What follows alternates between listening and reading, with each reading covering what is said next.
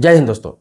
पूरे भारत में लगभग 22 राज्य से भी अधिक राज्यों में एक साथ एसआईआर शुरू होने वाला है। इसके अलावा पूरे देश में जनगणना भी शुरू हो चुका है। इसको लेकर हालांकि पहले मैं वीडियो बनाया हूं, लेकिन बहुत सारे लोग अभी भी कंफ्यूज है एसआईआर को लेकर, जनगणना को लेकर। सबसे ज़्यादा दिक्कत किनको आ रही है? सबसे ज़्यादा दिक्कत और समस्या उनको आ रही है जो लोग घर से बाहर रहते हैं।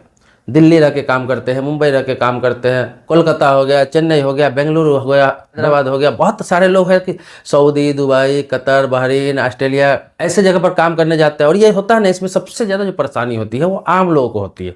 कम पढ़े लिखे लोग हैं, मजदूरी करते हैं या कहीं वर्कर्स के रूप में काम करते हैं, वो अक्सर ज़्यादातर अपने घर से बाहर रहते हैं। और इस काम के लिए सिर्फ घर पे आना मतलब या तो उनका जॉब छूटेगा या फिर उनको भारी नुकसान हो जाएगा। काम छोड़ के आएंगे, 15-20 दिन, 1 महीना घर पे रहना पड़ेगा, काम नुकसान हो जाएगा। बहुत सारी दिक्कतें और अड़चन आ रही है। तो ऐसा नहीं कि सरकार जनगणना करा रही है, एसआईआर करा रही है तो इसके लिए उनके बारे में नहीं सोच रखी है कि जो बाहर रहते हैं उनका कैसा होगा। पहले तो कन्फ्यूजन ये है कि दोनों जब एक साथ हो रहा है तो लोग ये भी कन्फ्यूज में है कि जो आ रहे हैं हमारे पास लोग, जो कर्मचारी आ रहे हैं, ये एसआईआर वाले आ रहे हैं या फिर जनगणना वाले आ रहे हैं। तो इसको लेकर भी लोगों में कंफ्यूजन है। तो आपको सारा क्लियर बता रहा हूं कि देखिए, आपके पास कोई कर्मचारी आता है, कोई अधिकारी आता है, कोई सरकारी स्टाफ आता है और आपसे फैमिली का डिटेल्स पूछता है कि आपके परिवार में कितने लोग हैं, आपके परिवार के मुखिया कौन है, आपका काम क्या है, आपके पास कितनी जमीनें हैं, आपके पास गाड़ी कितनी है, कौन कौन सी गाड़ी है, आप साल में कितना कमाते हैं, मतलब सारी जानकारी। 33 तरह के सवाल आपसे पूछे जाएंगे। जो बेसिक सवाल है तो ऐसे भी मेंटेन कर देंगे,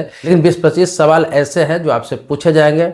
तो आप समझ जाइए कि वो जनगणना वाले, वो एनपीआर वाले हैं, नेशनल पॉपुलेशन रजिस्टर, उसमें जाति भी आपसे पूछी जाती।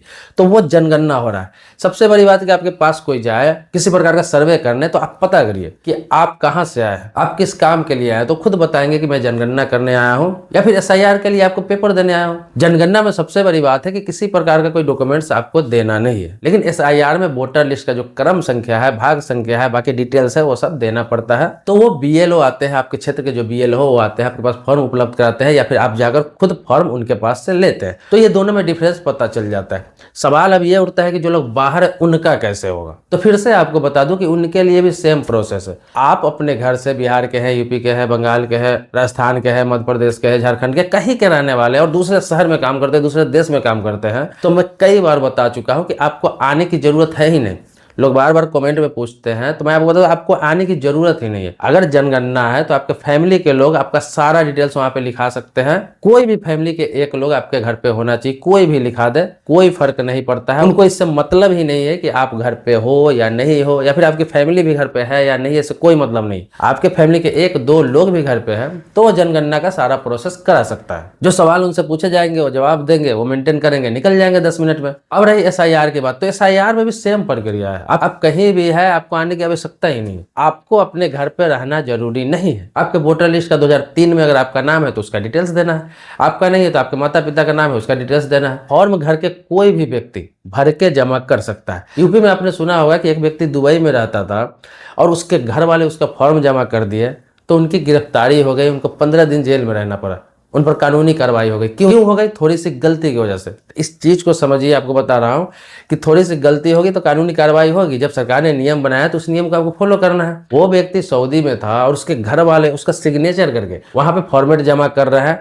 तो पाया गया कि ये व्यक्ति तो इंडिया में है ही नहीं, इसका सिग्नेचर के साथ किसने जमा किया, तो उस पर हो गई कानूनी कार्रवाई। तो ये गलती आप न करें। जैसे कि विदेश में रह रहा है या फिर किसी दूसरे शहर में रह रहा है, आपके घर वाले अगर एसआईआर का फॉर्म जमा कर रहा है तो उनको ये कहना है कि डिटेल्स तो आपका रहेगा पूरा। जो बाहर रहते हैं डिटेल्स सारा उनका डलेगा, नाम, पता, मोबाइल नंबर, क्रम संख्या, भाग संख्या या पिता का डलेगा, पता, एड्रेस, जो भी डिटेल्स उसमें मांगा जा रहा है सब चीज डलेगा आपका, अगर आपका कोई दूसरा भर रहा है तो। लेकिन सिग्नेचर वहां पर है तो आपके सिग्नेचर की जगह आपका सिग्नेचर नहीं करेगा वो, क्योंकि आपका सिग्नेचर किया तो फर्जी हो जाएगा, क्योंकि आप वहां पे उपलब्ध नहीं है। कहा गया है कि कोई भी व्यक्ति जो बाहर है उसका एसआईआर का फॉर्म अगर उसके घर वाले भर रहे हैं तो उसके घर वाले ही साइन करेंगे, अपने नाम वाला साइन करेंगे, खुद का साइन करेंगे। इससे ये पता चलेगा कि ये व्यक्ति यहाँ नहीं है, इनका बेटा हो, इनके पिताजी हो, इनके मम्मी हो, इनके पत्नी हो, इनके घर का कोई सदस्य है जो ब्लड रिलेशन में है, वो जमा कर रहे हैं तो उनका सिग्नेचर। इससे सीधा पता चल जाता है कि ये व्यक्ति यहाँ नहीं है, किसी दूसरे शहर में या किसी दूसरे देश में है। तो ये क्लियर रहता है, आसानी रहती है। लेकिन अगर सिग्नेचर आपका करके वो दे रहा है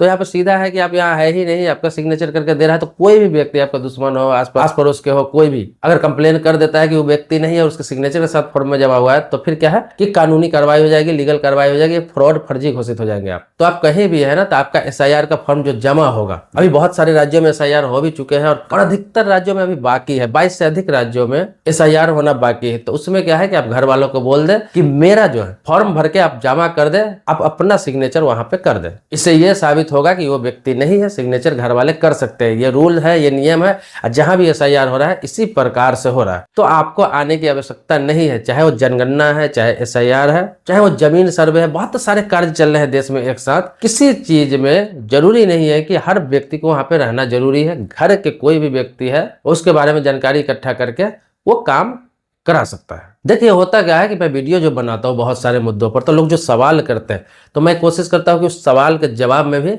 वीडियो बनाऊं। तो ये सवाल कई वीडियो के कमेंट में आया। मैं पहले भी इस पर वीडियो बना चुका हूं, लगभग 2 वीडियो बना चुका हूं, लेकिन शायद जो नए सब्सक्राइबर है वो लोग नहीं देखे होंगे, उनको मालूम नहीं होगा, तो ये मैं आपको क्लियर कर दिया हूं। इसके अलावा अभी इस कमेंट बॉक्स में जितने लोग कमेंट करेंगे, चाहे कोई नई सरकारी योजना को लेकर हो गया, रेलवे से संबंधित अपडेट को लेकर हो गया, या फिर कानून से संबंधित अपडेट को लेकर हो गया, या फिर कोई भी किसी तरह का गवर्नमेंट कुछ भी अपडेट करता है, कोई स्कीम लॉन्च करता है, तो उसके बारे में जानकारी देने का प्रयास करता हूँ। तो आप कमेंट बॉक्स में लिखेंगे तो आपके टॉपिक पर भी जरूर वीडियो बनाऊंगा। बाकी मिलते हैं नेक्स्ट वीडियो में एक नए टॉपिक के साथ। तब तक के लिए शुक्रिया, धन्यवाद, जय हिंद दोस्तों।